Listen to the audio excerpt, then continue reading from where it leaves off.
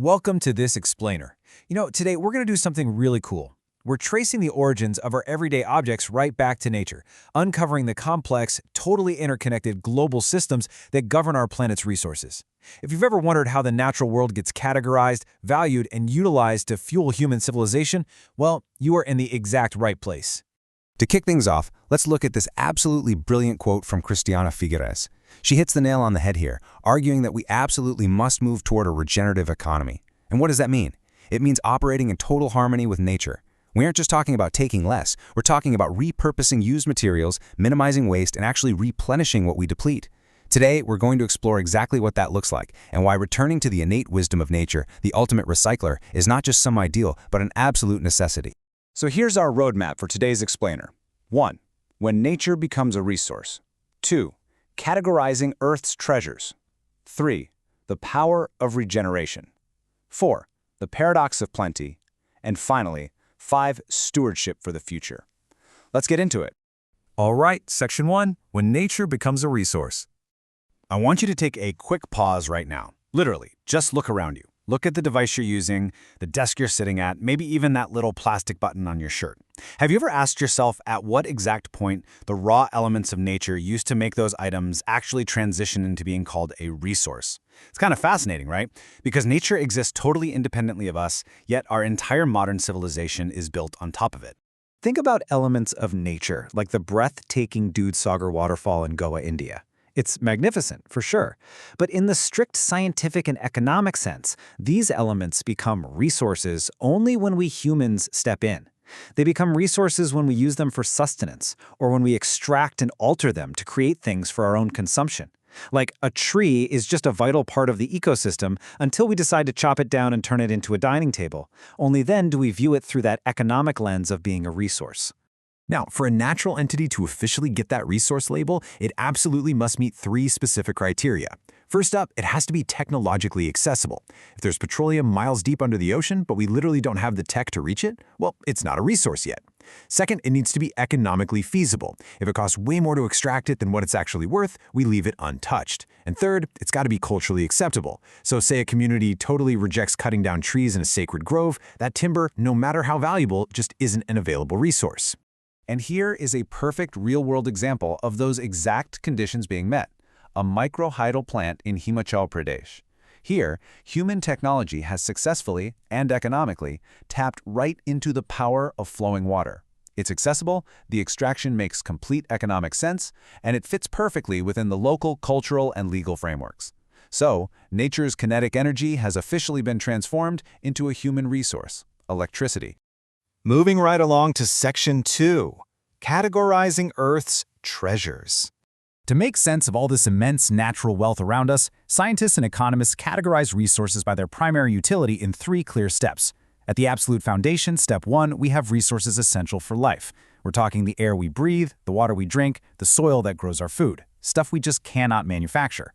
Moving up to step 2, we have sources for materials. Think wood, marble, metals, the building blocks for the physical objects we use every day. And finally, step 3, sources for energy. Coal, natural gas, wind, sunlight. These are literally the engines of modern living, powering everything from our homes to the entire global transport network. Okay, Section 3, the power of regeneration. So a crucial point here is understanding this really sharp contrast between resource types. On one side, we've got renewable resources. A general rule of thumb for nature is that it functions in a beautifully restorative way. Nature heals, she renews, she maintains herself. Rivers get fed by rain, forests bounce back after a fire. But on the flip side, we have non-renewable resources, fossil fuels, metal ores. These took millions of years to create, and they are strictly finite. Once we dig up and burn a lump of coal, that's it. It's gone. It's not coming back anytime soon. To perfectly picture what true regeneration looks like, just imagine a tree falling in an untouched forest. It doesn't just sit there acting like waste. It decomposes. Bacteria, fungi, and insects immediately get to work, breaking it down to enrich the soil, which creates the exact perfect conditions for new seeds to sprout. It is an incredibly elegant, closed loop. Nature operates on this brilliant zero-waste cycle, and honestly, it's the absolute ultimate model for a truly renewable system. Now take a look at this number, 275. This ties directly into what we call ecosystem services, which is just a fancy way of describing when nature's inherent processes directly benefit us humans. And here's a mind-blowing fact to ground that idea. A single mature tree naturally produces about 275 liters of oxygen every single day. When you consider that you and I need roughly 350 liters of oxygen daily just to survive, you really start to realize how intimately our survival is tied to the quiet, invisible work nature is doing for us 24/7. But let's look at how this plays out with human action. We're looking at a pretty stark contrast here. On one hand, traditional gentle plowing that barely disturbs the earth and keeps the soil moist. On the other, massive, rapid industrial extraction. The big takeaway? Renewable resources, like soil or timber, only stay renewable if we respect their rhythm. If we chop down trees faster than the forest can grow them, or dig up the earth faster than the ecosystem can heal, we completely break that zero-waste cycle. We risk turning a renewable resource into a depleted one, literally damaging our own life support systems. Which brings us to Section 4, the paradox of plenty. Seeing harvested logs like this really represents the sheer scale of Earth's material extraction, and it's so vital to remember that these resources are scattered incredibly unevenly across our planet. This unequal distribution, it's actually one of the most powerful forces in human history. It dictates where human settlements thrive, it completely shapes global trade routes, and yeah, it's the root cause of countless international conflicts. Entire nations have risen and fallen simply based on their geographic access to things like oil, gold, timber, or even just fresh water. And that leads us to a highly counterintuitive but very real economic concept called the natural resource curse, sometimes called the paradox of plenty. It basically reveals that just having abundant natural resources buried under your soil does not automatically guarantee your country will become wealthy or stable. In fact, it's wild, but regions that are super rich in natural resources often experience much slower economic growth and development compared to countries that have almost nothing. So how exactly does a nation avoid falling into this trap? Well, overcoming the curse requires serious strategic planning and building up domestic industries. If a country just digs up raw materials and ships them overseas, they completely lose out on the real economic growth. Fortunately, countries like India have largely sidestepped this curse by intentionally building robust domestic manufacturing. Instead of just exporting raw iron ore or raw cotton, they've built the infrastructure to convert those raw materials into higher value products, like steel and textiles. This meets their own growing internal needs and creates a ton of local jobs. And finally, Section 5, Stewardship for the Future.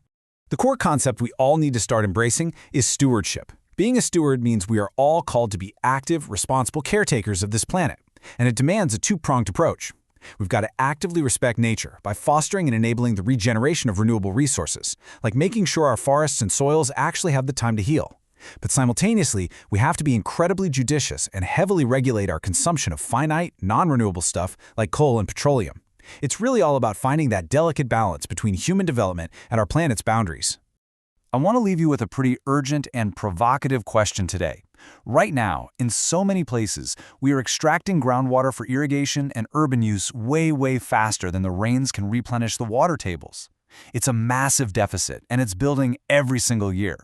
So as our growing cities face the very real threat of running out of water, how are you going to participate in resource stewardship?